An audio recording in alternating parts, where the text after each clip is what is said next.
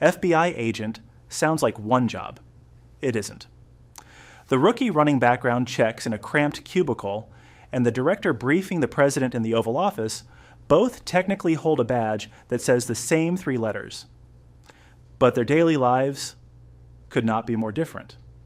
Between those two extremes sits an entire ladder, built over decades, where every single step changes your paycheck, your responsibilities, your stress level, and even how much of your own investigating you still get to do. Today, we're climbing that ladder together, level by level, so you can see exactly what your life would actually look like at every single stage of an FBI career, starting from the very beginning, long before you ever get a badge at all. Before you ever investigate a single case, you have to survive the door itself.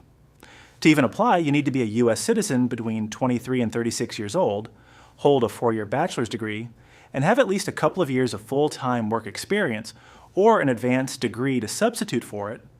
Then comes a background investigation so thorough it examines your financial history, your past relationships, and years of your personal life, followed by a polygraph exam and a physical fitness test most people underestimate badly. If you make it through all of that, you're sent to the FBI Academy in Quantico, Virginia for 21 weeks of intensive training. Firearms qualification, defensive tactics, legal instruction, and physical conditioning, all while living on campus, cut off from your normal life. This stage isn't glamorous. There's no badge yet, no gun assigned to you personally, no real cases. It's exhausting, repetitive, and deliberately designed to filter out anyone who isn't fully committed, long before the Bureau hands you any actual authority at all. Level 1, the rookie special agent. Graduation day feels like the finish line. It's actually the starting line. As a brand new special agent, you start at the GL-10 pay grade, earning somewhere around $57,000 to $74,000 a year in base pay, plus a mandatory 25% availability pay bonus that compensates for the long, unpredictable hours you're now expected to work. You're assigned to one of the FBI's 56 field offices, and here's the part nobody prepares you for. You don't get to choose your specialty yet, and you definitely don't get to choose your city. You could be sent to a massive office like New York or Los Angeles, or a small satellite office in a city you've never even visited. Your first cases are rarely dramatic. You're doing surveillance shifts, background interviews, evidence logging, and a mountain of paperwork, all while a senior agent quietly evaluates whether you actually belong here. The badge is real, the authority is real, but your daily life at this level still feels a lot like being the newest, most closely watched person in the room. Level 2, field agent. Somewhere around your first year, if you're performing well, you're automatically promoted to GS-11. The year after that, GS-12. By roughly your third year, you typically reach GS-13, the standard ceiling for field agents who aren't in management, with base pay ranging from about $78,000 to just over $102,000 a year, and considerably more once availability pay and location adjustments are factored in. This is where your career actually starts to feel like the job you imagined. You've earned trust. You're running your own leads now, not just supporting someone else's. You might specialize counterterrorism, cybercrime, white-collar fraud, violent gangs, and start building real expertise in one specific world most people never see up close. Most agents spend 8 to 12 years at this level before even considering the next step. And honestly, a lot of agents choose to stay here permanently. It's the level where you're still doing the actual investigating, knocking on doors, interviewing witnesses, building cases from scratch, instead of managing other people's work. For many agents, this is the job, not a stepping stone, the whole career. Level 3, becoming a supervisor. Eventually, some agents choose, or are chosen, for the next rung. Supervisory special agent, often called a group supervisor, typically a GS-14 position with salaries commonly reaching well over $150,000 a year. This is genuinely the biggest transition in the entire career. Overnight, you stop being the person who runs down leads yourself, and become the person who decides which leads are worth running at all. You now lead a squad of 5 to 10 agents, approving their investigative plans, reviewing their reports, and making sure everything stays within legal and policy guidelines. Your daily life shifts from field work to meetings, personnel decisions, and constant accountability, not just for your own actions, but for every decision your entire team makes underneath you. Some agents love this shift, finally shaping strategy instead of just executing it. Others miss the field work intensely and quietly wonder if they made the right call. Either way, there's no undoing it easily. Once you're a supervisor, your hands come off the actual casework, and your hands go onto the people doing it instead. Level 4, running multiple squads as a SAC. Climb another rung and you reach Assistant Special Agent in Charge, or ASAC, typically a GS-15 position, with base pay commonly reaching up toward $140,000 a year, and considerably more with availability pay and locality adjustments. At this level, you're no longer overseeing one squad.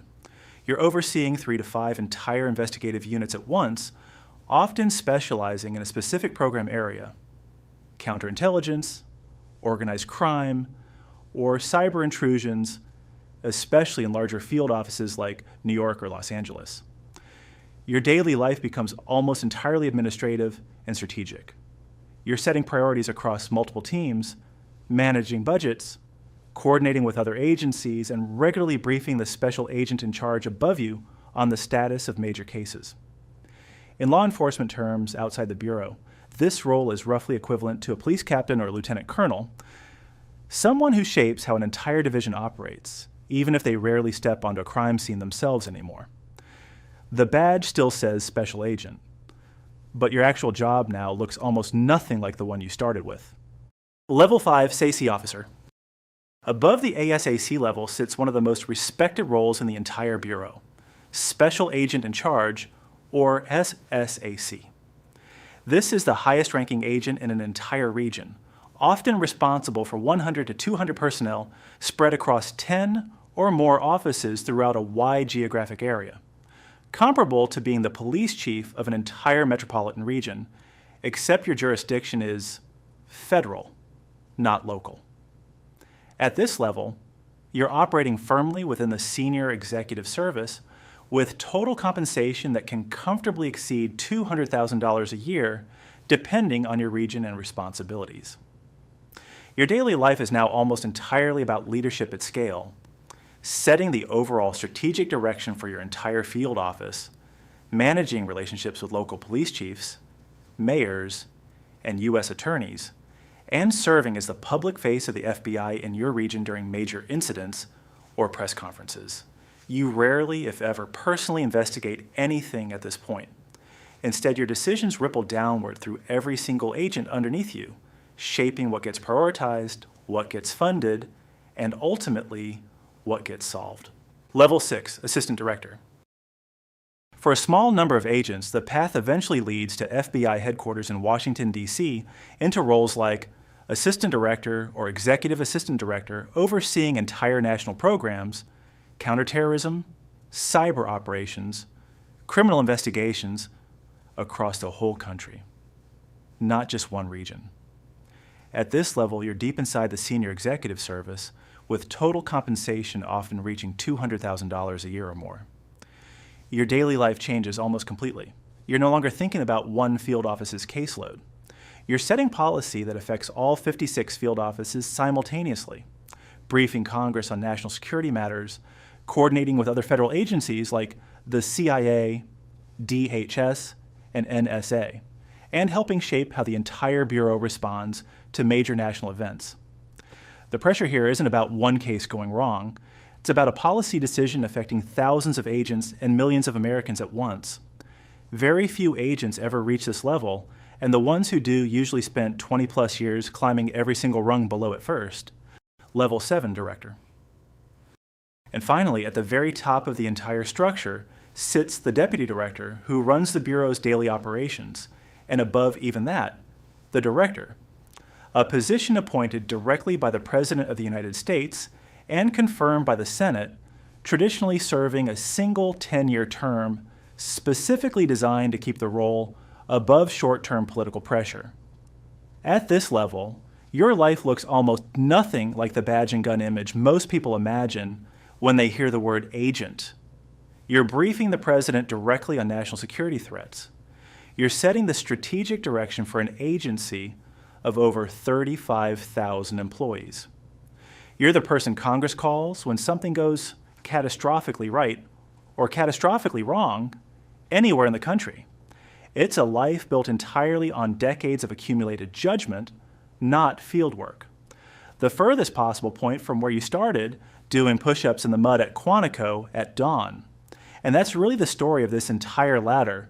Every single level trades away a little more hands-on, investigating in exchange for a little more influence over the whole system, until, at the very top, you're no longer chasing individual cases at all. You're shaping the entire machine that chases them for you.